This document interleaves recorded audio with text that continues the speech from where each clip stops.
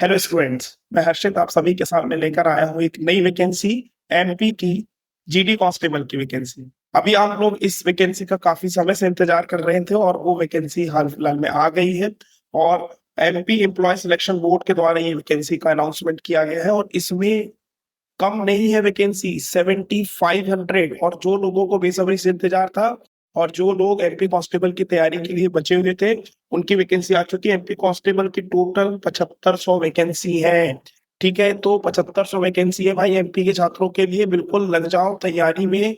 और अब ये समय बचा है कि अब आपको प्रिपरेशन करने के लिए समय ज्यादा नहीं है, लेकिन हम लोग जो पहले से प्रिपरेशन कर रहे हैं उनके लिए काफी अच्छा होने वाला है। तो मैं आपको बताना चाहूंगा, एमपी कांस्टेबल की टोटल 7500 वैकेंसीज आ गई है और मैं इसी नोटिफिकेशन में आपके सामने आगे लेकर चल रहा हूँ। एक ओवरव्यू दिखाया जा रहा है। ऑनलाइन भरने की जो तिथि है वो आज से स्टार्ट हो गई है, 15 तारीख से। और ये 29 तारीख तक आपके भरे जाएंगे, यानी कि 29 सितंबर तक। तो ये ऑनलाइन भरने की प्रारंभिक तिथि है। और जो परीक्षा स्टार्ट होगी वो 30/10/2025 यानी कि अक्टूबर। मतलब ज्यादा समय नहीं है, लेकिन हम लोग जानते हैं कि क्या करना है हमें और किस तरीके से करना है। तो क्या क्या एलिजिबिलिटी होने वाली है, किस तरीके से एग्जाम पैटर्न होगा, क्या एज लिमिट है, इन सारी बातों को लेकर मैं आपके सामने हाजिर हुआ हूँ। तो जुड़ना ना भूलिए मेरे इस चैनल पर और सभी लोग साथ देखिएगा। मैं ये नोटिफिकेशन का ओवरव्यू दिखा रहा हूँ अभी आपको। आगे अपन लोग देखेंगे और भी चीजें हैं जो इसके अकॉर्डिंग मैं आपको लेके चलता हूँ अगली इसके ऊपर। तो टोटल वैकेंसी जैसा कि मैंने आप सभी को बताया लगभग 7500 वैकेंसीज है, जिसमें से यहाँ पर जो 27% प्लस 13% इसमें काल्पनिक इमेजिनरी जो दिया गया है, ये क्या है अभी थोड़ा इसके ऊपर काम होना। देखिए सभी जगह सेम है। यूआर में देखिए आप इसमें देखिए, ओबीसी में भी देखेंगे आपका सेम है। और प्लस टोटल में ही आपका देखेंगे तो भी सेम है। 7500 वैकेंसी है। दो प्रकार की कैटेगरी के इसमें एग्जाम होंगे, स्पेशल आर्म फोर्स, विशेष सशस्त्र बल, और साथ ही साथ विशेष सशस्त्र बल को छोड़कर जो भी जीडी कांस्टेबल आरक्षक वाले जो पद है उसके बारे में बात। बहुत बढ़िया। आगे क्यों चलते वैकेंसी डिटेल। जो पहली स्पेशल आर्म फोर्स जो है उसकी जो वैकेंसी यहाँ पर मैंने आपको बताई, देखिए 700 वैकेंसी यहाँ पे दिख रही है। और इन 700 वैकेंसीज को आप भर सकते हैं। ठीक है, इसके अलावा आपकी जो जीडी विशेष सशस्त्र बल को छोड़कर जनरल ड्यूटी की जो होती है, जो कि एज अ कांस्टेबल होते हैं, जो कि अपने किसी आपको देखेंगे किसी पुलिस स्टेशन में दिखेंगे, उस तरीके की जो भी वैकेंसी उसकी लगभग 6800 वैकेंसीज है। और ये नोटिफिकेशन आ चुका है, ऑफिशियली आ चुका है। और फॉर्म भरना आज से स्टार्ट होगा यानी कि 15 तारीख। और आपके ये फॉर्म भरे जाएंगे और ये 29 तारीख को खत्म हो गए। तो चलिए इंपॉर्टेंट डेट्स की ओर चलते हैं अपन लोग। कौन कौन सी डेट्स है अपन लोगों की, जैसे कि मैंने बताया 15 तारीख और 29 तारीख, टोटल 15 दिन है इसके लिए। इसके अलावा यदि मान लीजिए आपको करेक्शन करने में मतलब के लिए कुछ लगता है, यदि मान लीजिए आपका कोई एग्जाम डेट के बाद मतलब आपने फॉर्म भर दिया और आपको ऐसा लग रहा है कि उसमें हमें कुछ गलती हो गई है, हमने कुछ गलत इंफॉर्मेशन फिल कर दी है, तो उसके लिए फिर बेटा जी आपको 15 तारीख से लेकर 4 तारीख तक यानी कि अक्टूबर 4 अक्टूबर तक टोटल 20 दिन आपको मिलेंगे इसके लिए, ताकि इसमें आप संशोधन कर पाए। मैं सारी चीजें धीरे धीरे लेकर चलूंगा, बहुत ही तेजी से चलते हैं। एग्जाम जो स्टार्ट हो जाएगा वो 30/10/2025 हो जाएगा। इसमें दो पाली होंगी यानी कि दो शिफ्ट होंगी, एक शिफ्ट सुबह की और एक शिफ्ट शाम की। मतलब दो ही शिफ्टों में एग्जाम हो रहा है पर डे पर। अब जितने भी दिन एग्जाम होगा पर डे एकदम ये मान लीजिए कि दो शिफ्ट में एग्जाम होगा, एक फर्स्ट और एक दूसरा सेकेंड। ठीक है, तो पहले शिफ्ट का जो एग्जाम स्टार्ट होगा वो 9:30 से 11:30 तक होगा। और दोपहर का भी जो एग्जाम होगा वो 2:30 से 4:30 तक होगा। दोनों ही एग्जाम में मतलब कि कैंडिडेट जो होगा एक मॉर्निंग शिफ्ट में दे सकता है और एक कैंडिडेट का इवनिंग शिफ्ट होगा। तो दो प्रकार की शिफ्ट इसमें बनाई गई है। ऑनलाइन परीक्षा का इसका पॉइंट रहेगा, 2 घंटे का ये पेपर रहेगा। एग्जाम पैटर्न कैसा होगा आगे मिलेगी आपसे। टाइम टेबल की बात करें हम लोग तो दो शिफ्ट जैसे कि मैंने बताई, प्रथम शिफ्ट और द्वितीय shift, first and second shift. इसमें सुबह 7:30 बजे से 8:30 बजे तक, 7:30 से 8:30 बजे तक अभ्यर्थियों का रिपोर्टिंग टाइम है। और 9:20 से लेकर 9:30 तक यानी कि 10 मिनट का समय जो दिया गया है पूरे इंस्ट्रक्शंस को रीड करने के लिए दिया गया है। और उसके बाद में आपको 9:30 से स्टार्ट हो जाएगा पेपर और 11:30 पर वो आपका जो एग्जाम है वो कैसा हो जाएगा, एंड हो जाएगा। और इसके बाद में सेकंड शिफ्ट स्टार्ट होगी 12:30 से 1:30 रिपोर्टिंग, 2:20 से लेके 2:30 तक 10 मिनट का समय आपके लिए, ताकि आप इंस्ट्रक्शंस को अच्छी तरीके से रीड कर लें। और फिर देन आपका फिर से 2 घंटे का पेपर 2.5 से 4.5। कुछ लोगों का कंफ्यूजन इसमें बन रहा है, क्या एक ही उम्मीदवार ये दोनों शिफ्ट देगा? नहीं नहीं भाई, एक आपने जैसे मान लीजिए एक रमेश नाम का व्यक्ति है जिसने सुबह का शिफ्ट दिया और उसी का दोस्त महेश शाम का शिफ्ट का पेपर दे रहा है, दोनों ही पेपर अलग अलग होंगे। जैसे शिफ्ट होती है यानी कि एक दिन में 2 बार एग्जाम कंडक्ट किया जा रहा है। ठीक है, कितने बार एग्जाम कंडक्ट किया जा रहा है? 2 बार एग्जाम कंडक्ट किया जा रहा है। तो ये टाइम टेबल आपको समझ में आया होगा। आगे की ओर चलते हैं हम लोग। और एग्जाम फीस जो है वो कैटेगरी वाइज में हम आपको बता दें, जिसका लिंक लगा रहता है। तो अनरिजर्व्ड कैटेगरी के लिए, अनरिजर्व्ड कैटेगरी के लिए 500 रुपीज लग रहे हैं। अनरिजर्व्ड कैटेगरी के लिए 500 रुपीज।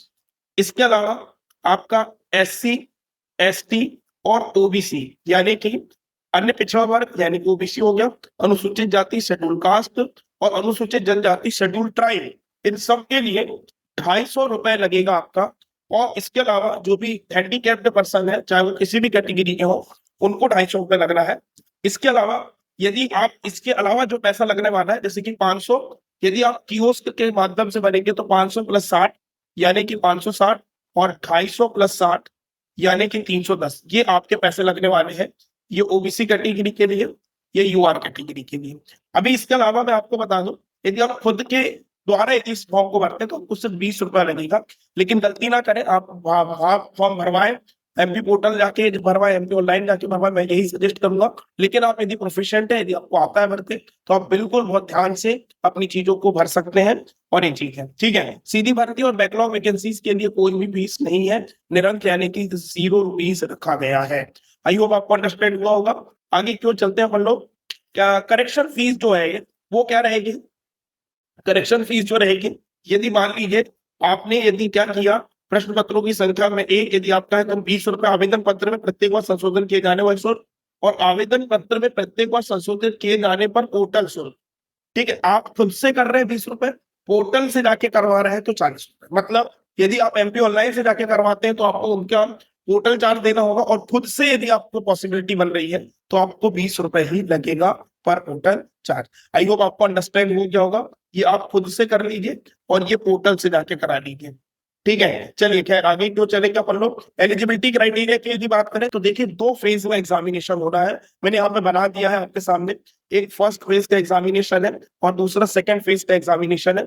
फर्स्ट फेज में एजुकेशन क्वालिफिकेशन से रिलेटेड क्या क्राइटेरिया होने वाला है, प्लस एज लिमिट से रिलेटेड क्या क्राइटेरिया होने वाला है। तो ये पहला फेज है, इसकी एलिजिबिलिटी अलग है, और जो सेकंड फेज है उसकी एलिजिबिलिटी अलग है। इसके लिए भी हम आपको बताएंगे, और एग्जाम का कैसा पैटर्न होगा इसके ऊपर भी हम आपके सामने डिस्कस करने वाले हैं। एग्जाम पैटर्न भी हम आपके सामने डिस्कस करेंगे। ठीक है, ध्यान से देखते चलिएगा।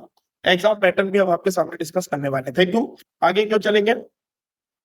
मिनिमम एजुकेशन जो क्वालिफिकेशन यहाँ पे रखी गई है वो रखी गई है 10वीं पास। कौन सी भैया?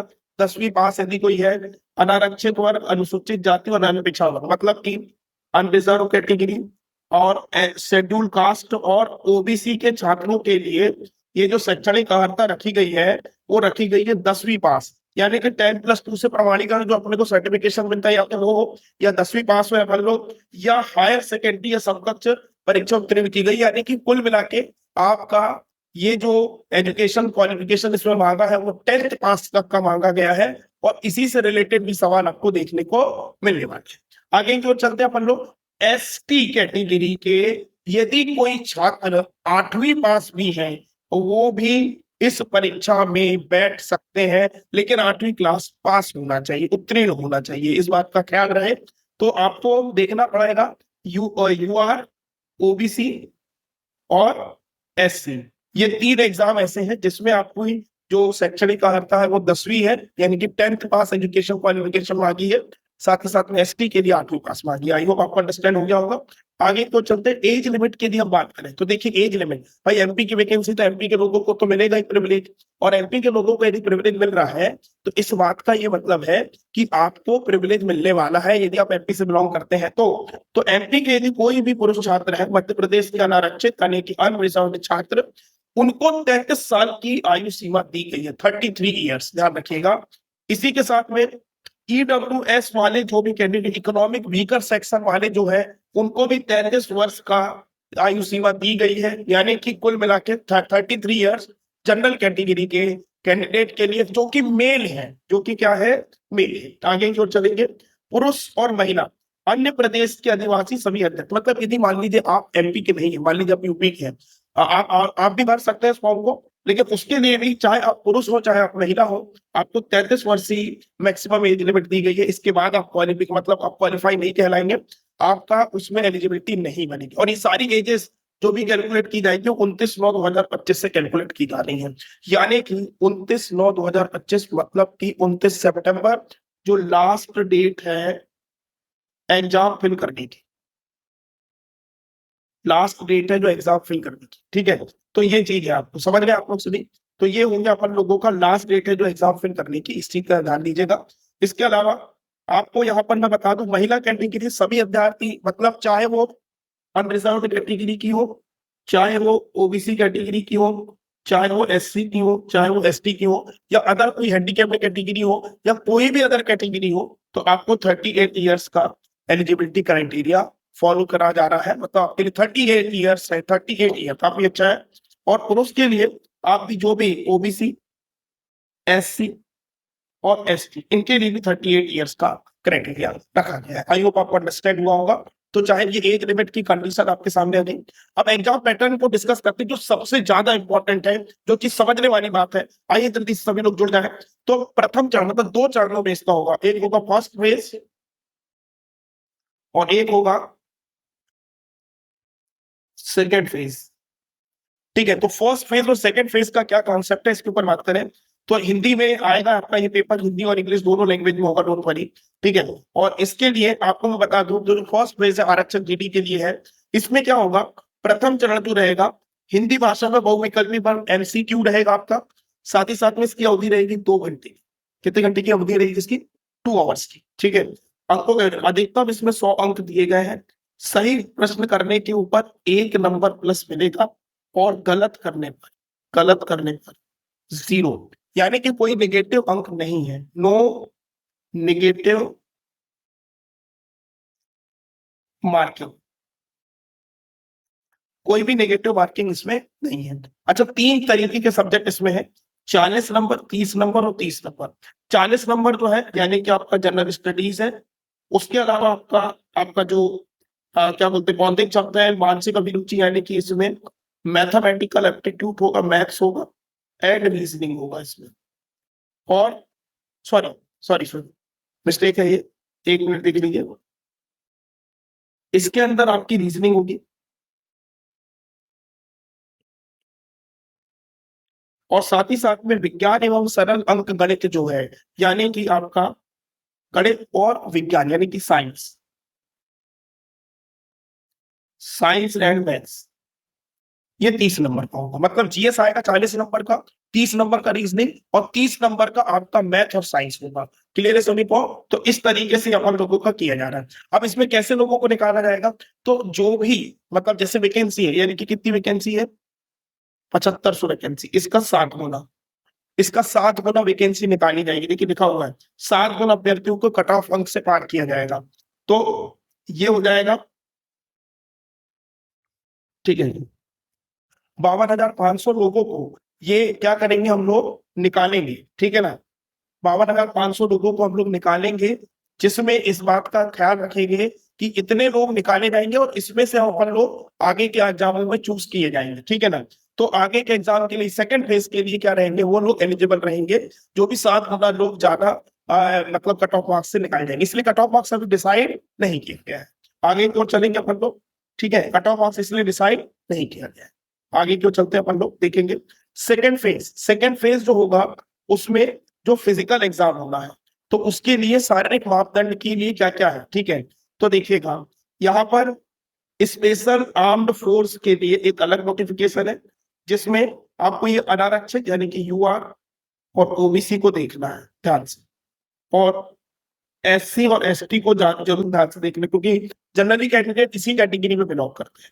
तो पुरुष कैटेगरी 168 सेंटीमीटर की हाइट होनी चाहिए, और अनुसूचित जाति एससी और एसटी में 165 सेंटीमीटर मांगा है। इसके अलावा क्या होता है कि हमको चेस्ट को क्या करना पड़ता है, फुलाना पड़ता है। चेस्ट फुलाने के लिए 79 सेंटीमीटर, ठीक है, विराम फुलाओगे, और फुलाने के बाद 84 सेंटीमीटर तक होना चाहिए, ठीक है। ये स्पेशल आर्म फोर्स के लिए है, 79 सेंटीमीटर इसका, 84 सेंटीमीटर इसका। 79, 84 इस चीज में सब कोई भी वो नहीं है, सर्कल पूरा का पूरा सेम है। तो 168 सेंटीमीटर आपकी हाइट होनी चाहिए, ठीक है। और विशेष शस्त्र बल को छोड़कर यदि बात करें तो देखो पुरुष और महिला के लिए, तो पुरुष के लिए 168 सेंटीमीटर, 81 सेंटीमीटर सीना फुलाव और 8 सॉरी बिना फुलाए हुए, और 80 सेंटीमीटर फुलाने के बाद, और 155 सेंटीमीटर बस हाइट होनी चाहिए।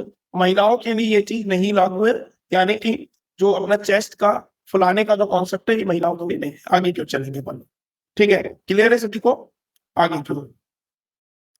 अच्छा, अभी यहाँ पे यदि बात करें हम लोग तो यहाँ पे यूआर, एससी और ओबीसी इसके लिए क्राइटेरिया है, लेकिन एसटी के लिए थोड़ा सा रिलैक्सेशन है, थोड़ी से ज्यादा रिलैक्सेशन है। पुरुष के लिए 160, जबकि यहाँ पे कितना था 168, यहाँ पर 160, जबकि 76 और 81 ये है। जबकि फीमेल के लिए यहाँ पर था 155, तो यहाँ पर भी 155, यहाँ पर सेम है, यहाँ पर कैसा है, सेम है, मतलब एससी और एसटी का जो है वो सिंपल सेम है।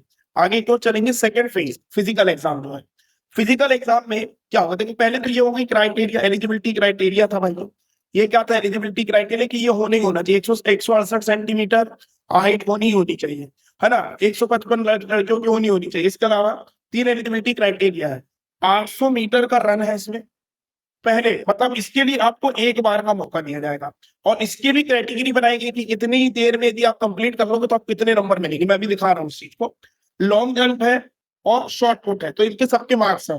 जो रेस को बहुत जल्दी कंप्लीट कर लेगा तो उसका मैक्सिमम मार्क्स 40 है, जब अभी लॉन्ग जंप को जो उनकी क्राइटेरिया के हिसाब से कर लेगा तो 30 मार्क्स है।